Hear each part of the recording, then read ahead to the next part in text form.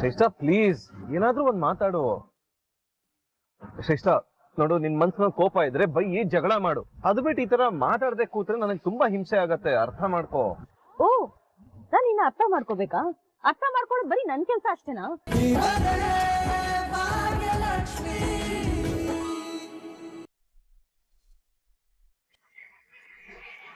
ಸದ್ಯ ಎಲ್ಲ ನಾನು ಅನ್ಕೊಂಡಾಗೆ ಆಯ್ತು. ಎಲ್ಲಿ ಭಾಗ್ಯ MD ಅಂದಿದ ತಕ್ಷಣ ಅಪ್ಪ ಒಪ್ಕೊಂಡ್ಬಿಡ್ತಾರೋ ಅಂತ ಟೆನ್ಷನ್ ಆಗಿತ್ತು. ಹಾಗಿಲ್ಲ. ಅಲ್ಲ, ಈ ಭಾಗ್ಯಂಗಾದ್ರೂ ಬುದ್ಧಿ ಬೇಡವಾ? ಮೊದ್ಲು ಪೂಜಾನ ಕಿಶನ ಕಟ್ಟಿ ಮನೆ ಒಳಗೆ ಬರಕ್ ನೋಡಿದ್ಲು, ಆಮೇಲೆ ಆಫೀಸ್ಗೆ, ಈಗ ಚಾರಿಟೇಬಲ್ ಟ್ರಸ್ಟ್ಗೆ. ಎಲ್ಲ ಕಡೆ ಅವಳ ಪ್ಲೇಸ್ನ ಫಿಕ್ಸ್ ಮಾಡ್ಕೊಳಕ್ಕೆ ಟ್ರೈ ಮಾಡ್ತಿದ್ದಾಳೆ. ಸದ್ಯ ಅಪ್ಪ ಅವಳನ್ನ ಬೈದು ದೂರ ಇಟ್ರಲ್ಲ, ಇಂಟರ್ವ್ಯೂ ಕೊಟ್ಟು ಪಾಸ್ ಆಗ್ಲಿ ಅಂತಂದ್ರಲ್ಲ, ಅದೇ ಖುಷಿ. ಅವಳೇನಾದ್ರೂ MD ಆಗ್ಬಿಟ್ರೆ ನ್ಯಾಯ ನೀತಿ ನಿಷ್ಠೆ ಅನ್ಕೊಂಡು ನನಗೆ ಬರೋ ಕಮಿಷನ್ ಎಲ್ಲ ನಿಲ್ಲಿಸ್ಬಿಡ್ತಾಳೆ. ಹಾಗೆ ಮಾತ್ರ ಆಗ್ಬಾರ್ದು. ಹಾಗಾಗ್ಬಾರ್ದು ಅಂದ್ರೆ MD ಪೋಸ್ಟ್ಗೆ ನಾನೇ ಯಾರನ್ನಾದ್ರೂ ಬೇಗ ಅಪಾಯಿಂಟ್ ಮಾಡಬೇಕು.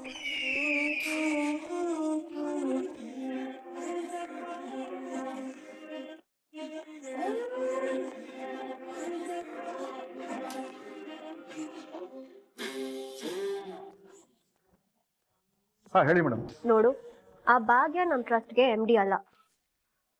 ನೀನ್ ಯಾರೋ ರೆಡಿ ಮಾಡಿದೀನಿ ಅಂದಲ್ಲ, ಅವನ್ಗೆ ಇಂಟರ್ವ್ಯೂಗೆ ರೆಡಿ ಆಗಕ್ ಹೇಳು.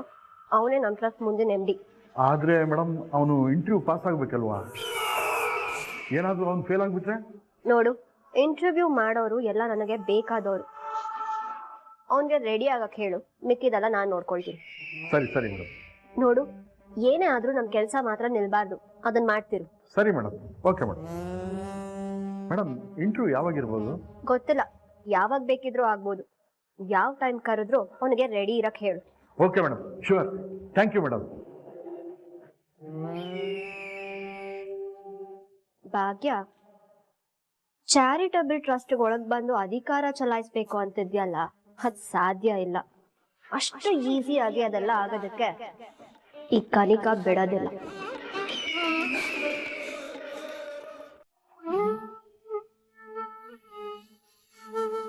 ಇವತ್ತು ಇಂಗ್ಲಿಷ್ ಕ್ಲಾಸ್ ಎಷ್ಟು ಸಖತ್ತಾಗಿತ್ತಲ್ವಾ? ಆ ಸರ್ ಅಂತ ಎಷ್ಟು ಜೋಕ್ಸ್ ಮಾಡ್ತಾರಪ್ಪ. ಹೂಂಗನೆ, ಹುಡುಗಿರೆಲ್ಲ ನಕ್ರೆ ಇನ್ನೂ ಜಾಸ್ತಿ ಜೋಕ್ಸ್ ಮಾಡ್ತಾರೆ.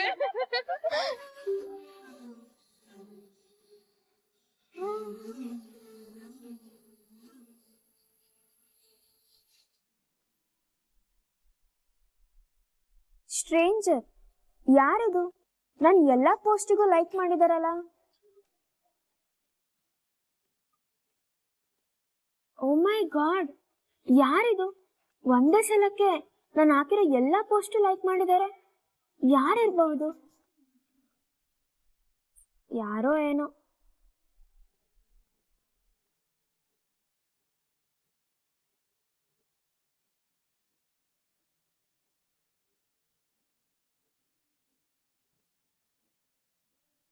You look gorgeous. ತುಂಬಾ ಚೆನ್ನಾಗಿ ಕಾಣಿಸ್ತಿದ್ದೀರಾ. ಯಾರಿದು? ನನಗ್ಯಾಕೆ ಮೆಸೇಜ್ ಮಾಡ್ತಿದ್ದಾರೆ? ನಾನು ಯಾರಂತ ಯೋಚನೆ ಮಾಡ್ತಿದ್ದೀರಾ? ತಿಳ್ಕೊಬೇಕಾ?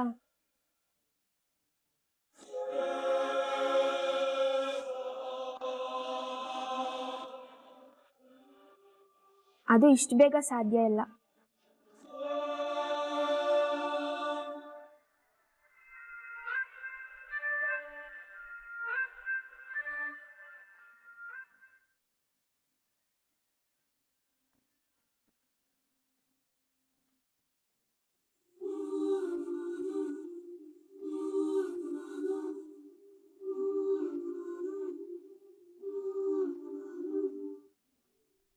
ಕೋಪ ಬಂದಾಗ ತುಂಬಾ ಚಂದ ನೀವು. ನಗುವಾಗಂತೂ ಹೂವಿನ ತರ ಕಾಣ್ತೀರಾ.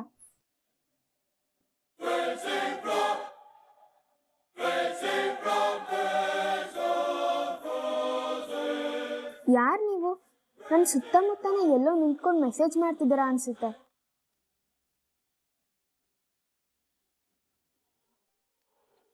ಇದ್ರೂ ಇರಬಹುದು.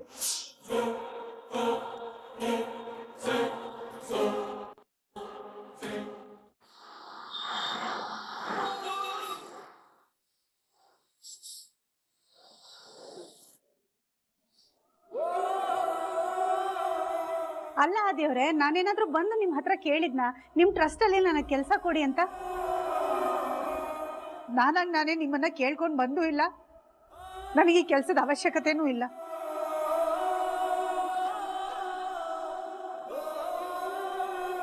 ನಾನು ತುಂಬ ದೊಡ್ಡ ತಪ್ಪು ಮಾಡಿದೆ. ನಾನು ತಗೊಂಡಿದ್ದು ಒಂದು ತಪ್ಪು ಡಿಸಿಷನಿಂದ ಆ ಕಡೆ ಭಾಗ್ಯ, ಈ ಕಡೆ ಅಪ್ಪ ಇಬ್ಬರೂ ಬೇಜಾರು ಮಾಡ್ಕೊಳ್ಳೋ ಥರ ಆಯಿತು. ನಾನು ಅಪ್ಪನ ಹತ್ರ ಒಂದ್ಸಲ ಮಾತಾಡಿ ನಿರ್ಧಾರ ತಗೋಬೇಕಾಗಿತ್ತು. ಹಾಂ, ಭಾಗ್ಯ ಅವ್ರು ಹೇಳಿರೋ ಮಾತಲ್ಲಿ ಯಾವ ತಪ್ಪು ಇಲ್ಲ. ಅವ್ರ ಪಾಡಿಗೆ ಅವ್ರ ಜೀವನ ಮಾಡ್ತಾಯಿದ್ರು. ನಾನಾಗೆ ಫೋರ್ಸ್ ಮಾಡಿ MD ಪೋಸ್ಟ್ಗೆ ನೀವೇ ಬರಬೇಕು ಅಂತ ಹೇಳಿ ಅಪಾಯಿಂಟ್ ಮಾಡಿಕೊಂಡೆ. ಹಾಗೆ ಮಾಡಿರಲಿಲ್ಲ ಅಂತಂದರೆ ಯಾವ ಪ್ರಾಬ್ಲಮ್ಮು ಆಗ್ತಾ ಇರಲಿಲ್ಲ.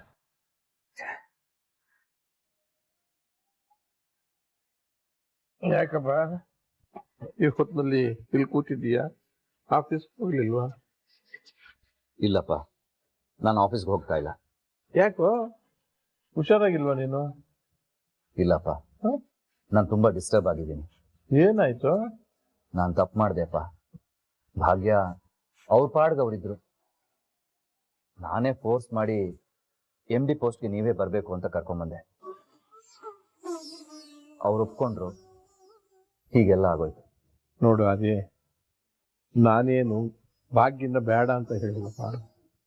ನಮ್ಮ ಕಂಪ್ನಿಯ ರೂಲ್ಸ್ ಪ್ರಕಾರ ಇಂಟರ್ವ್ಯೂ ಫೇಸ್ ಮಾಡಿ ಸೆಲೆಕ್ಟ್ ಆಗಲಿ, ಆಮೇಲೆ ಜಾಯಿನ್ ಆಗಲಿ ಅಂತ ಹೇಳಿದ್ದೀನಿ.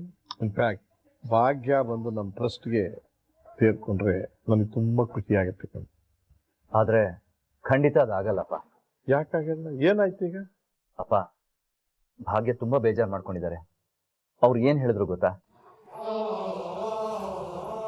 ನಿಮ್ ಮನೆಯವರೇ ನಿಮ್ ನಿರ್ಧಾರದ ಬಗ್ಗೆ ಈ ತರ ಮಾತಾಡ್ತಿದ್ದಾರೆ ಅಂದ್ರೆ ಆಫೀಸಲ್ಲಿರೋ ಜನ ಯಾವ ತರ ಮಾತಾಡಲ್ಲ ಹೇಳಿ?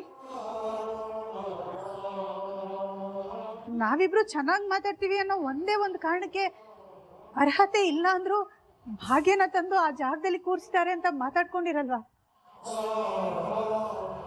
ಅವ್ರು ಹೇಳಿರೋ ಮಾತು ನನ್ನನ್ನು ಕಾಡ್ತಾ ಇದೆಯಪ್ಪ.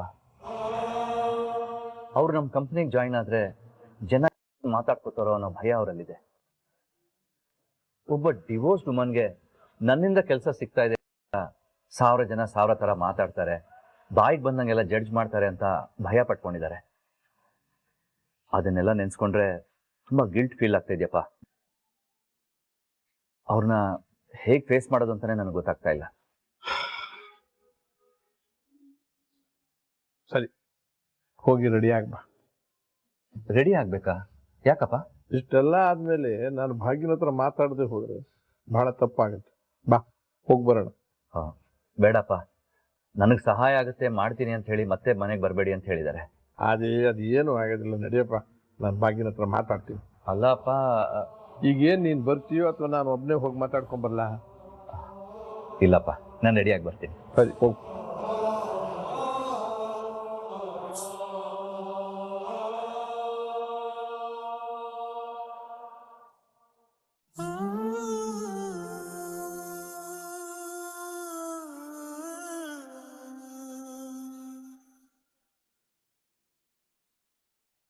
ಶ್ರೇಷ್ಠ, ಕ್ಲೈಮೇಟ್ ಏನ್ ಸಖತ್ತಾಗಿದೆ ಅಲ್ವಾ?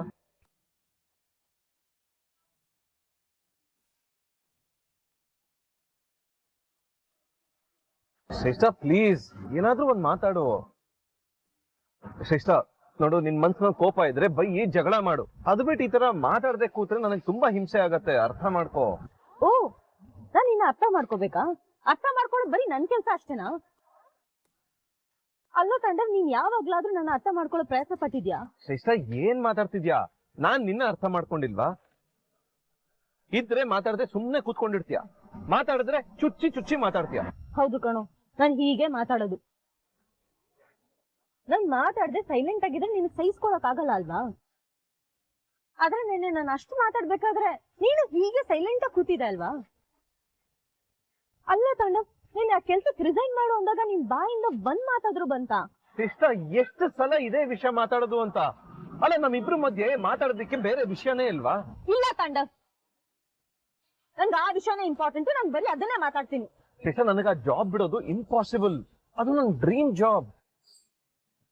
ಇಷ್ಟು ದಿನ ಬೇರೆ ಯಾರ್ಯಾರ ಕೈ ಕೆಳಗಡೆ ತಿಂಗಳು ಸಂಬಳಕ್ಕೆ ಕೆಲಸ ಮಾಡಿ ಮಾಡಿ ನನಗಂತೂ ಸಾಕಾಗೋಗಿದೆ.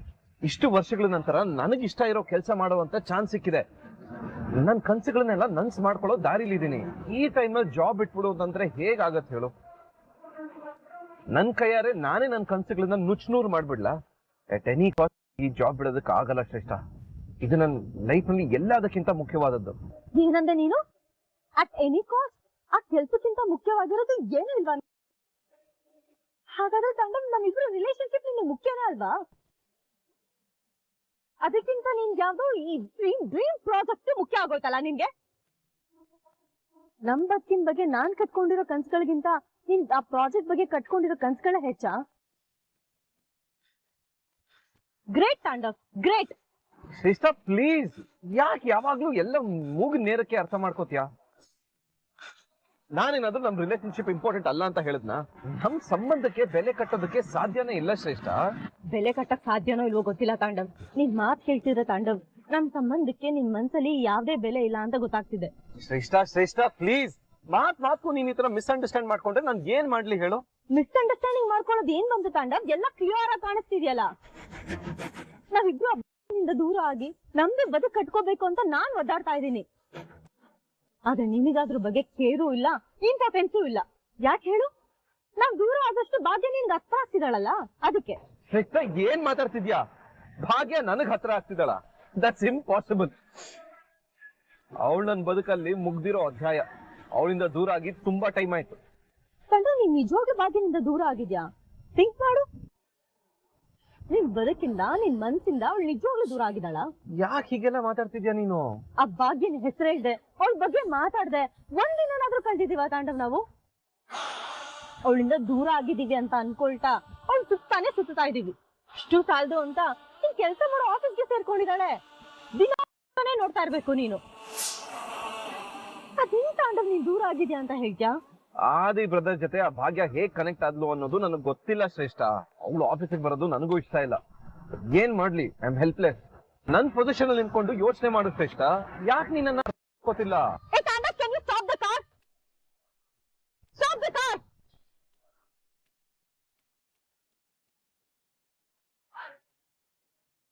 ನಾನೇನಾದ್ರೂ ನಿನ್ ಜಾಗದಲ್ಲಿ ಇದ್ದಿದ್ರೆ ಭಾಗ್ಯ ಆಫೀಸ್ ಕಾಲಿಟ್ಟಿದ್ದ ದಿನನೇ ರೆಸಿಗ್ನೇಷನ್ ಲೆಟರ್ ನ ಬರ್ದು ಮುಖದ ಮೇಲೆ ಬಿಸಾಕ್ತಾ ಇದ್ದೆ. ಯಾಕಂದ್ರೆ ನಮ್ ರಿಲೇಶನ್ಶಿಪ್ ಗಿಂತ ಮುಖ್ಯವಾದದ್ದು ಯಾವ ನನ್ಗೆ. ಆದ್ರೆ ನೀನು ಶ್ರೇಷ್ಠ, ಶ್ರೇಷ್ಠ